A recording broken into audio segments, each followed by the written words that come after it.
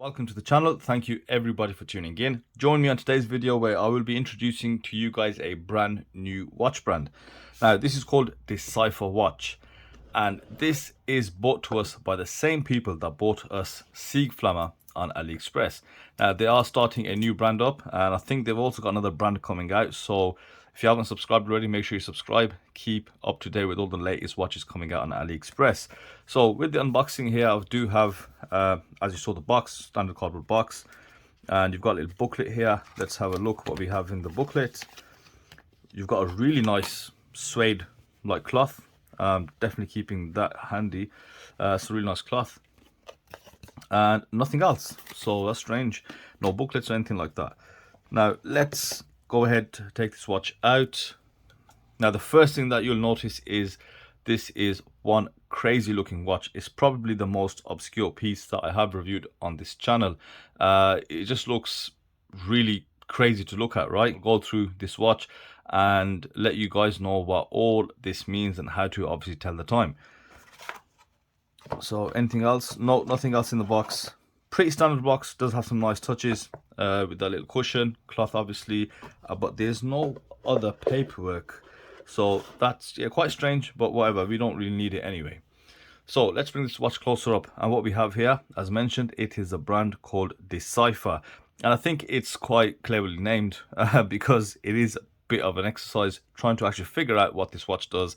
It's very unconventional, quite unorthodox, but we'll get round to it. The watch features a really cool movement from Miyota as well. It has some really nicely engineered features present.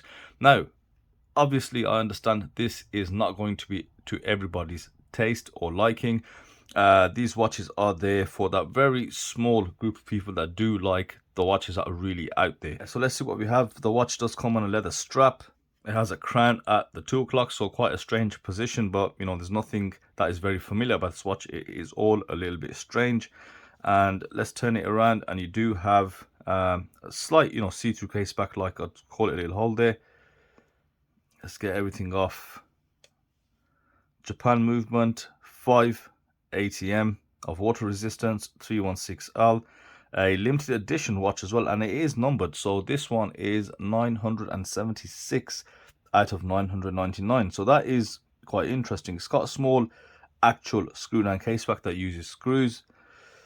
So in hand, it feels quite solid. And as I said, guys, I understand it's not going to be for everyone, but for those people that do like it, stay tuned. Definitely I'll go through all the ins and outs of this watch here. Start off with the simple things first. Let's look at specifications and dimensions. So this watch has a sapphire crystal, a 316L case with PVD coating. You also have 50 meters of water resistance, and the movement featured in this watch is a Miyota 827S movement. Now this movement is very interesting because this is what powers these crazy complications that you see in front of you. Now, one thing about Miyota I have to really rate, they've got just so many movement variations. I think in fact the only watch brand or company that I can think of that has more is probably Seagull, back from China. So this movement has a few complications. Your standard, of course, plus you do have a seconds wheel just at the bottom where you can see that disc spinning, and you also have a, let me make this slightly easier for you guys to see if I move these hands out the way. This also has a day and night function.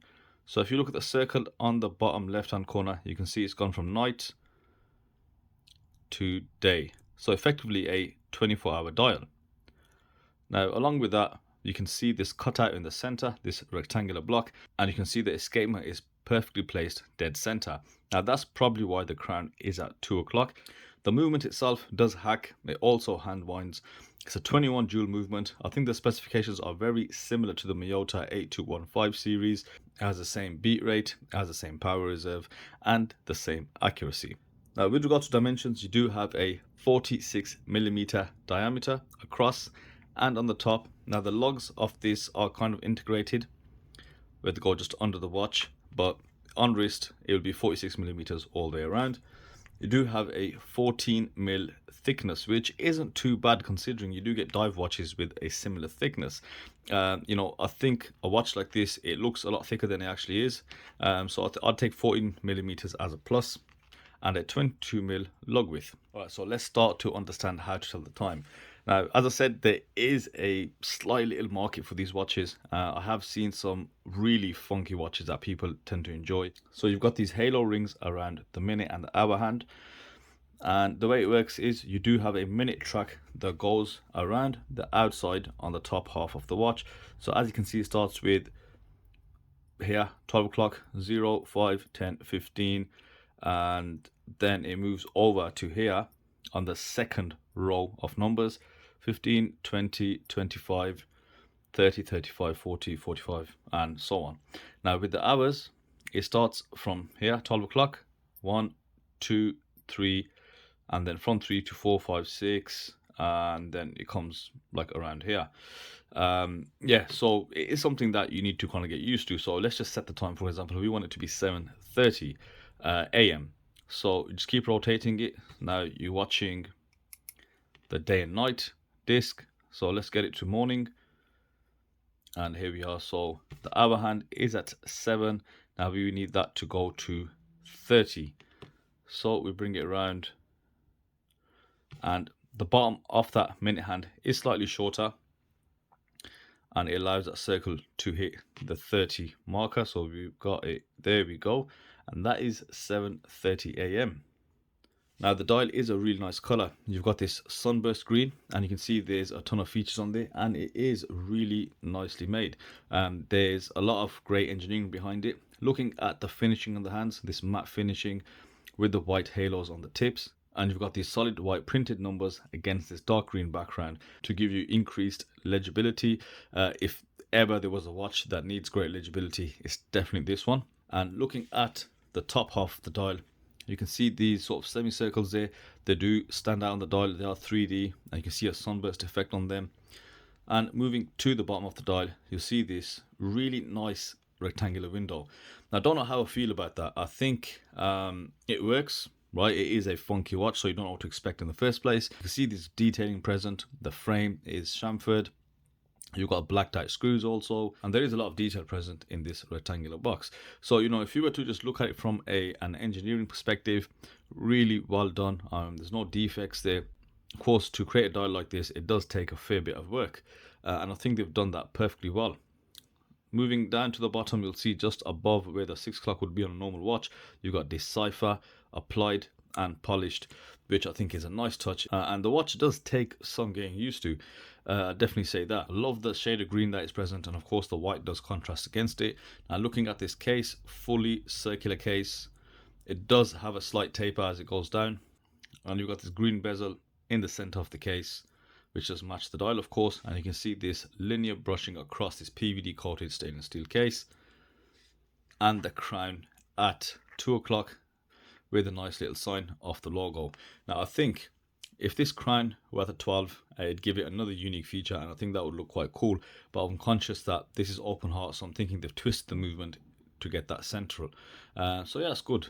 Sapphire crystal is seated nicely. You've got a chamfered edge which flows well with the case, and turn the case around, and you've got some really nice detailing. I have to say, it looks very micro brandish, very OEM. If anything, you've got Japan movement across the left, stats and specs, and the limited edition sign, and you can see the escapement right at the back. It does look very professional. It feels very good to touch. So, you know, going back to the point is that it's very easy to tell if a watch has been built really well, and you know, regardless of the fact if it's not something for you, but I definitely can appreciate how well built this watch is. Now let's have a look if it does have any lume. So check out the lume. Is that cool or what? You've got BGW9 all over. So you can see the BGW9 on the halos, on the hands. You can see, of course, all the hour markers and all the numbers. Now just take a look at the day and night complication. The sun is lumed, so that's pretty cool to look at. And I think the second is slightly lumed as well, but you know, it is quite weak. And I think overall, while it does look really good, they needed to have put a lot more layers on there. It doesn't really light up too bright. You have to apply direct UV rays on this using a torch, etc. But I would have loved for there to be a lot more lume of this really to glow, and that would have been a great party trick for this watch. Yeah, so the Lume's very interesting. I just liked if they put more layers on there. So yeah, definitely a very quirky watch, by far the most quirkiest watch I've ever laid eyes on. So I did with this for a couple of days, and I have to say, you know, it does kind of grow on you. And I think the main thing which helps it grow on you is just the sheer build quality. I can't stress how much that in hand it feels like a really well built watch. The weight's nice on it. Like I said, this steel as well, really nicely finished, and just the smaller details that you do look at, you can't help but appreciate that. Case back feels good as well, and I mentioned this leather strap before, and I don't really take the time out to talk about leather straps, etc., but this one out of the box, extremely supple. This waxy look leather, black polished hardware, and yeah, really nicely finished from the sides as well. So yeah, let's put this on wrist now. Let's see how this looks. And here we have the Decipher on my 6.5 inch wrist. Now, surprisingly, for a 46mm diameter watch, there's no overhang over the wrists. I think that's because of the circular case design, and you know, it doesn't look half bad. Once you get past that initial dial and some of the really obscure features on this watch, it actually looks okay. That strap, very comfortable, as I already said. Fits just right. I think it's the right strap as well. You've got matching hardware to the case, and this dark brown, lovely shade of brown, I have to say, it does sit well with it. Coupled with this gorgeous green sunburst dial with this PVD black detailing and the white contrasting on the dial, and of course the hour markers, it does really go well together. So I think I have to give credit to Decipher for actually, you know, going out of the box, trying something new, and you know, doing quite well with it. Like I said, there is a definite market for pieces like this. So if you are one of those subscribers watching, then I'll definitely give these guys a shout. And they are on AliExpress, on the Heimdallr store. And on top of that, I think it's good to have such a unique, let's say, original style of watch. So it's definitely, you know, refreshing to look at, right? And get away from the boring dive watches and the likes. I hope you guys enjoyed the video. Check out the store if you are interested in this watch, and I will see you on the next video. Thank you for watching.